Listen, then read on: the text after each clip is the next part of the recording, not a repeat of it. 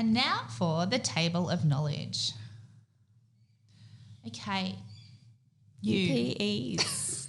Everyone's probably thinking, what the hell is a UPE? Okay, so this is boring stuff, but what I thought, again, like the last 2 weeks we've had, I've talked about topics I get asked about all the time, and I've just noticed lately I've been asked about these 2 particular acronyms, so UPEs, which are unpaid present entitlements, and UIC, which is unexpired interest charges.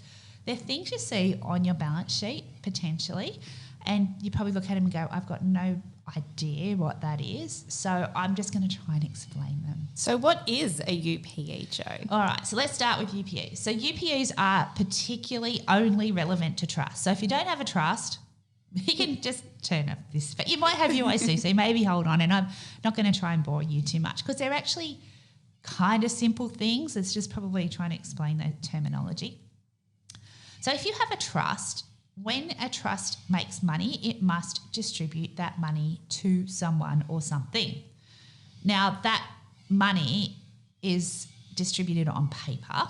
So at the end of the day, it will say that, Jade, your family trust has made $100 million and we're going to distribute that to you.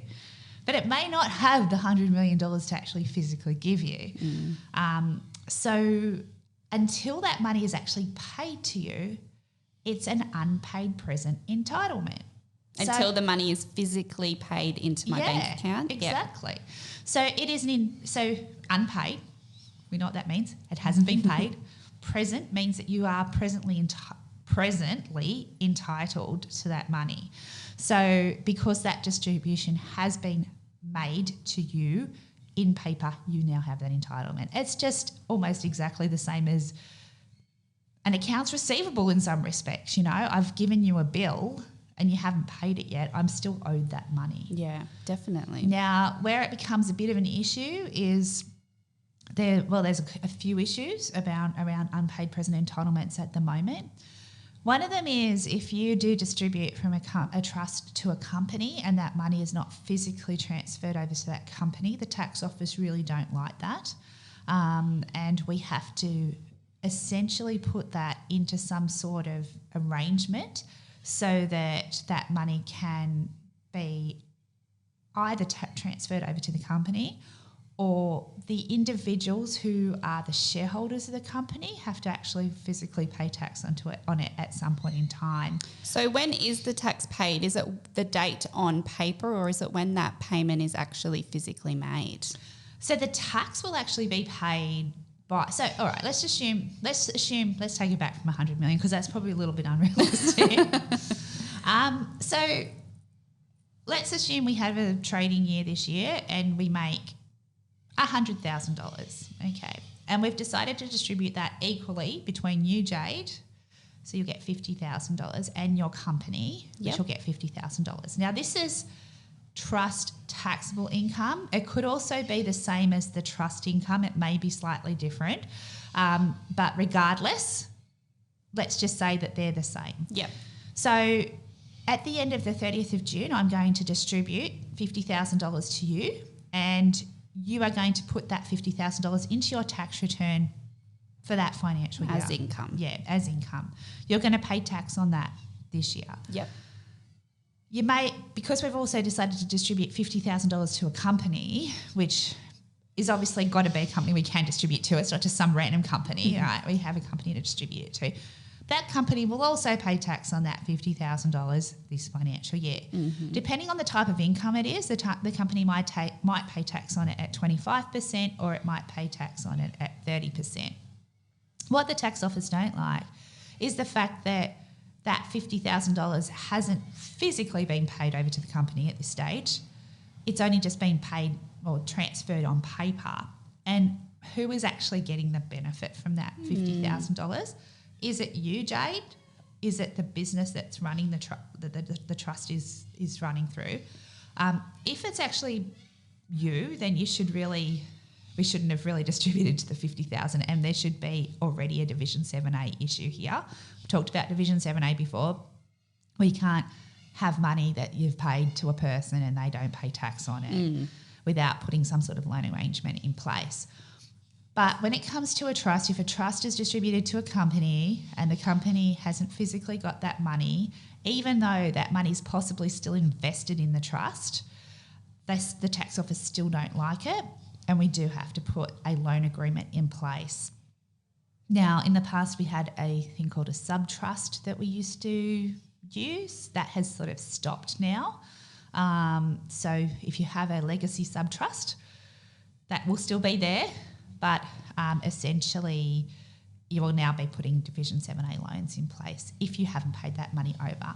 The alternative is pay the money over. If you have the money sitting there, put it into that trust account, into that company bank account, and you have then paid it, and it's no longer an unpaid present entitlement. So is this something that the ATO is cracking down on, Jo, or that they're looking at a bit more? I'm not sure that they're necessarily looking at it a bit more, but in the last financial year, they have come out with new rulings in regard to this, so it is definitely a hot topic.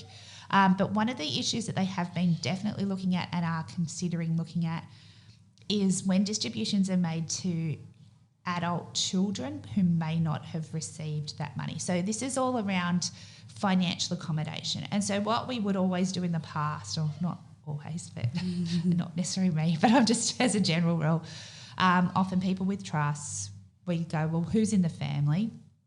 And there might be mum, dad and 2 kids who are at uni but who are over 18. And what we would be doing is distributing money to those kids who are at uni who are over 18, who are on lower tax rates potentially than mum and dad. And so they're getting a bit of a tax benefit out of it, but they're not actually physically getting the money. The money is now going to mum and dad. Now, that's considered to be financial accommodation, and there has been stuff coming out from the tax office saying, well, if those children haven't actually physically been paid the money, then that's an unpaid present entitlement. It's probably okay if it's sitting there to go to them at some point in time in the future, but if that money has actually been given to mum and dad instead, then that is an issue. Interesting. Yeah, so we are doing a bit of tax planning around that at the moment. Often, you have given money to your kids, right? So, it might be that you did take some money out of the trust and buy them a car or something like that. Well, then it has been paid, and I think it's correctly trying to show where the money has gone to rather than showing, oh, well, mum and dad took it out and put it on their mortgage. Yeah, of course. Right?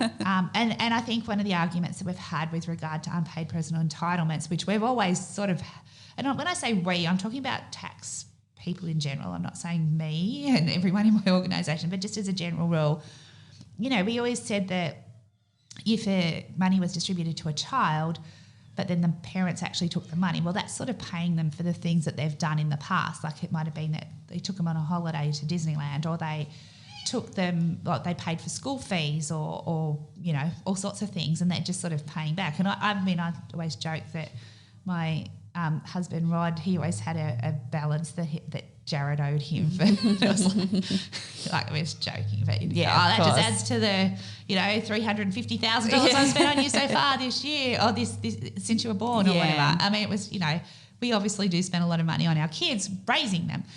Now, what the tax office has come back and said is, well, in a general rule, people don't actually expect their children to pay them back for being raised by their parents.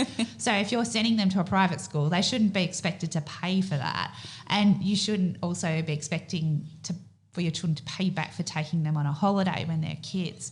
Now, that can be different if they're now at university and you're paying for their university. I mean, at that stage, that's not necessarily something every parent would necessarily do. So I think it's coming down to, well, what seems reasonable, what is just expected as a parent to do versus what is being done on paper. Of course. But it's very interesting part. So how would someone know if they do have an unpaid present entitlement? Is it on the balance sheet? It should Where be do on the people balance see sheet. it? Yeah. So if you are trading out of a trust, you should be able to hopefully have a look at your balance sheet, and there should be an account for anyone who's a beneficiary who has been paid or has been distributed money to, and how much of that is physically transferred over to them. Interesting. Yeah, so that's UPEs. And UICs. UIC. So I thought UPE was going to be take 2 seconds, and we've already talked about it for 9 minutes. Now we're on to UIC. So I could have done them in 2 different separate ones. But anyway, So unexpired interest charges. Now, this is something that is not necessarily just trust. This is, in fact, any business. And this is relating essentially to equipment loans, chattel mortgages or hire purchases. So in the accounts, in your accounts, if you have one of those things, so if you've bought a piece of equipment and you've financed it, usually the way that we account for that is to account for the entire loan. So let's say that you've borrowed so much money and you know you're going to have to pay $850 a month for the next 5 years, so for the next 60 payments. We would actually account for that to show that 850 times 60 as being your overall liability. And then on the other side of that, there is interest charges, because obviously the 850 is not just what you bought, it's what you bought plus interest. Mm-hmm. So on the other side of that, we know. So when you have an equipment loan or a chattel mortgage or hire purchase, you know what the interest payment is going to be for the entire length of the loan. It's not like a variable home loan where it's going to change because the banks change their mind. So we have the liability, and then we have on the other side a debit entry for the unexpired interest charge, which is essentially the interest that you're going to be paying for the next 5 years, 3 years, 4 years, whatever the term of the loan is, as a debit. So we've got a credit for the whole amount you're going to have to pay and a debit for the unexpired interest charge. Each year we would then reduce that and take that debit, part of that debit, and move it into the expense account for the interest for the year. So is this something that people would also see on their balance sheets, Yes, Jo? they would. And that's why people ask questions. So they go, I have no idea what UIC is. I don't know what that means. It doesn't mean anything particularly bad. All it means is this is how much interest you're going to be paying on that loan over the period of time that you have it. And it will reduce each year as you make principal repayments and become an expense to the company. Yeah, of course. So that's what UIC is. So if you see either of those in your balance sheets, you know what they are now. Hopefully. That was a bit easier to explain than UPE is. All right, I'm sorry, that's the end of our boring topic for today. I will try and find something much more interesting for next week. V. I don't know. I'll have to have a think about that one. We'll think about that one.